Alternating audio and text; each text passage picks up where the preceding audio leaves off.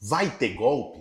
O Bolsonaro demitiu o ministro da Defesa porque ele garantiu a independência das Forças Armadas. No outro dia, os comandantes das 3 forças do Exército, da Marinha e da Aeronáutica saíram. Isso é uma demonstração de força do Bolsonaro ou ele agiu assim porque estava acuado? O Brasil corre o risco de ter um golpe militar? Esse é o tema de hoje do nosso Café com Bolos. E aí, tem tempo para um cafezinho?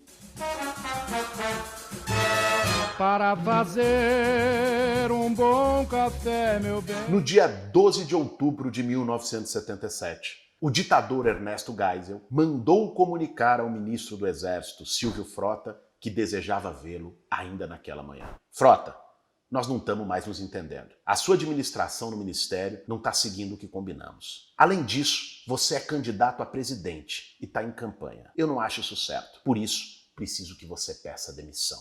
Eu não peço demissão, respondeu Frota. Bem, então eu vou demiti-lo. O cargo de ministro é meu e não deposito mais em você a confiança necessária para mantê-lo no cargo. Em menos de 5 minutos, a audiência estava encerrada. Quem narra essa história é o Hélio Gaspari, no livro A Ditadura Envergonhada. O Geisel demitiu o ministro do Exército porque tinha um conflito entre 2 projetos. De um lado, o projeto que ele defendia, que era da abertura lenta, gradual e segura da ditadura militar para uma transição democrática. E de outro, um projeto de endurecimento ainda maior, representado pelo Silvio Frota. O Frota saiu, mas saiu atirando. Fez até uma carta denunciando o comunismo no comando das Forças Armadas e convocou o alto comando do Exército para tentar um golpe, que era, na verdade, um golpe dentro do golpe, porque a gente vivia já numa ditadura militar. Do seu lado, tinha um certo Augusto Heleno, que na época era capitão e seu ajudante de ordens direto.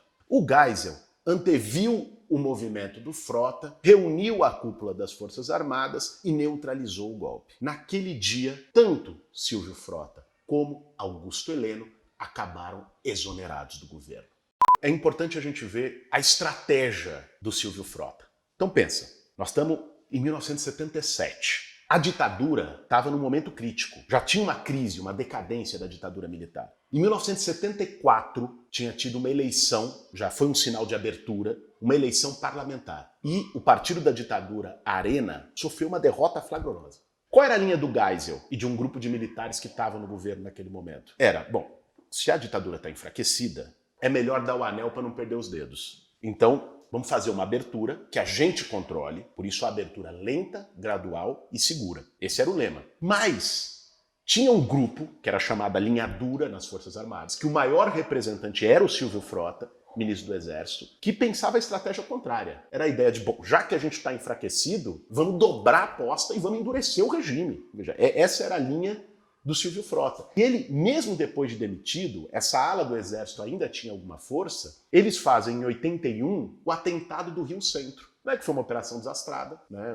A bomba explodiu no colo de um militar, ficou evidente que era uma armação. E esse grupo do Silvio Frota, onde estava o Heleno, que hoje é ministro do Bolsonaro, e onde o Bolsonaro, que era um militar à raia miúda, simpatizava, se localizava ali, né? Esse grupo adotou essa linha de enfrentamento, de dobrar a aposta, de não deixar a abertura. Então isso foi a maior crise militar até então, 1977, quando demite um ministro do Exército, nesse conflito entre linha dura e aqueles que queriam fazer uma transição da ditadura, mas a transição do jeito deles. 44 anos depois, hoje, o Brasil vive a maior crise militar desde então. O ministro da Defesa demitido e os comandantes das 3 forças batendo em retirada. O Bolsonaro demitiu o general Fernando Azevedo e colocou o general Braga Neto no seu lugar. Vamos entender agora o que está em jogo com esse movimento. Segundo o jornalista Ricardo Couto, o Bolsonaro queria que o ministro apoiasse o decreto de estado de defesa, usando o pretexto da pandemia para que ele pudesse atuar contra as medidas de isolamento sanitário de prefeitos e governadores. O que é o estado de defesa? Nesse estado, o governo pode interceptar comunicações, proibir reuniões, fazer busca e apreensão sem ordem judicial e uma série de outras medidas que ferem liberdades fundamentais. O Congresso tem que aprovar o decreto em 24 horas. Isso pode parecer simplesmente uma ofensiva do Bolsonaro. Mas se a gente olhar o contexto, a gente vai ver que não é bem assim. O Bolsonaro está acuado. Vamos listar os fatos. Acabou de terminar o pior mês da pandemia. Descontrole total, vacinação a conta-gotas e quase 4 mil mortes por dia. A economia está em pandarecos, desemprego recorde, fome e o novo auxílio emergencial quase não paga um botijão de gás. A retomada dos direitos políticos do Lula alterou o cenário para 22. Seu filhote, o Flávio das Rachadinhas, acabou de sofrer uma derrota no STJ que validou a troca de informações entre o COAF e o Ministério Público e manteve aberta a investigação. O Senado forçou o Bolsonaro a demitir o terraplanista Ernesto Araújo, um aliado fiel. E para terminar, sua popularidade está no pior nível desde que ele assumiu. 59% dos brasileiros rejeitam seu governo. Ou seja, o mundo de fantasia e de bravata que o Bolsonaro armou está desmoronando diante dele. Dá a impressão de que o país começou a acordar desse pesadelo sangrento em que a gente foi metido. Como se não bastasse, o Centrão resolveu cobrar com juros a fatura do apoio ao governo na Câmara dos Deputados. Ao ponto de que, mesmo tendo sido eleito presidente da Câmara com apoio do Planalto, o Lira chegou a dizer que o Brasil entrou no sinal amarelo e que pode adotar remédios amargos contra o governo. Por remédios amargos, entenda CPI da pandemia e até o impeachment. Bolsonaro precisou ceder para o Senado, entregando Ernesto Araújo, e ceder para a Câmara, entregando mais um ministério para o Centrão, com a Flávia Arruda na Secretaria de Governo. E vamos lembrar que a Secretaria de Governo é justamente aquela responsável pela relação com o Congresso e pela liberação das famosas emendas parlamentares. Aí também tem outra explicação para a dança das cadeiras dessa semana. Ao ceder mais espaço para o Centrão, o Bolsonaro precisava garantir o lugar do general Ramos, que foi para a Casa Civil, mas também manter o Braga Neto, que é leal a ele, no governo. Para não sair desmoralizado com essas trocas, o Bolsonaro tentou contra-atacar e, de quebra, aumentar a sua influência nas Forças Armadas, colocando o Braga Neto na defesa, e também na Polícia Federal, colocando no Ministério da Justiça o Anderson Torres, que é um delegado mais próximo dele e da sua família. E claro, é aí que mora o perigo. O Bolsonaro age como se fosse um bicho acuado. Quanto mais pressionado, mais desesperado, mais agressivo ele fica. Ele sabe que tem grandes chances de perder em 22. Ou ainda, se a coisa piorar mais, de tomar um impeachment ainda nesse ano. E para evitar isso e se manter no poder, ele vai tentar de tudo. Inclusive, se puder, o uso da violência golpista.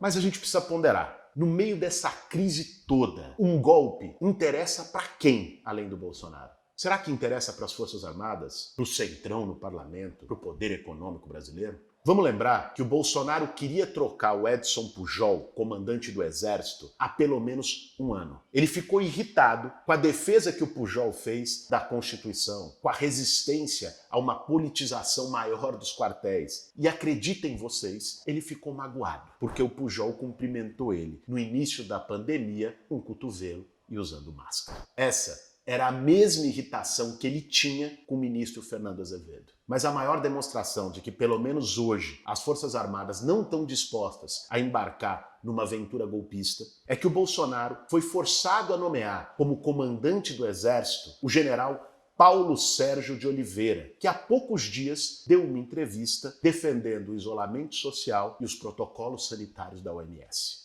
Sua tentativa de aumentar o controle sobre as Forças Armadas aparentemente fracassou. Mas não vamos ser ingênuos. O Bolsonaro está longe de ser um cachorro morto. Aliás, existem outros caminhos para o golpismo no Brasil de hoje. O Bolsonaro nunca foi exatamente reconhecido no meio militar. Ele foi saído do Exército e teve sempre muito mais relacionado a conspirações nas baixas patentes. O bolsonarismo sempre foi mais próximo da infiltração miliciana nas polícias estaduais do que propriamente do alto comando militar. Por isso, não foi por acaso que justamente nessa semana o Major Vitor Hugo, ex-líder do governo na Câmara, mandou um projeto de lei que permitia ao presidente, durante a pandemia, ter controle sobre as polícias militares e civis. O projeto acabou derrotado, mas revela de forma clara a tentativa do Bolsonaro de aumentar o seu poder sobre as forças policiais. Sem falar no apoio por baixo do pano a motins, como agora na Bahia. Como a gente já mostrou em outro Café com Bolos, eles seguem aumentando o armamento da turma dos clubes de tiro, de milícias privadas, que são cada vez mais legalizadas. No submundo, o Bolsonaro prepara faz tempo um golpe de milícias. E para quem acha que isso é alarmismo, teoria da conspiração, eu aconselho que dê uma olhada no que foi o golpe da Bolívia em 2019.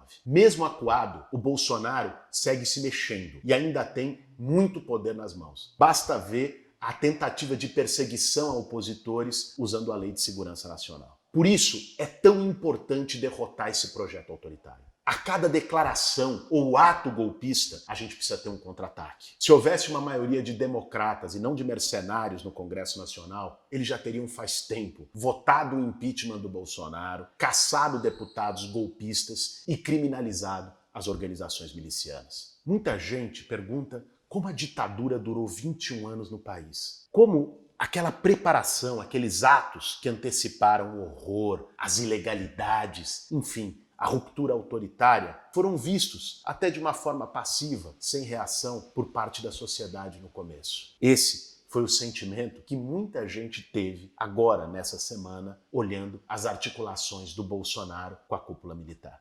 Afinal, o Brasil corre o risco de um golpe militar? Bom, se a gente olhar pelas movimentações dessa semana, como elas terminaram, aparentemente não. Por quê? A tentativa do Bolsonaro de domesticar o exército, de ter gente fiel a ele, disposto a fazer tudo por ele, rasgar a Constituição, não deu muito certo. Quem ficou no comando do exército é alguém que não é exatamente do grupo bolsonarista. Mas a gente precisa ter muita atenção sempre. Até porque os golpes de hoje em dia não se dão mais só com tanques saindo na rua, com os quartéis se rebelando. Não. Pode se dar, por exemplo, com a infiltração bolsonarista nas polícias militares, que é forte. Pode se dar com os grupos de milicianos privados que hoje estão com Bolsonaro e que o último decreto dele liberou arma à vontade para essa gente. E pode, inclusive, ter apoio em determinados setores das Forças Armadas. Por isso, apesar de não ser motivo, nesse momento, para alarmismo, é preciso estar sempre vigilante. Esse foi mais um Café com Bolos. Para fazer um bom café, meu bem.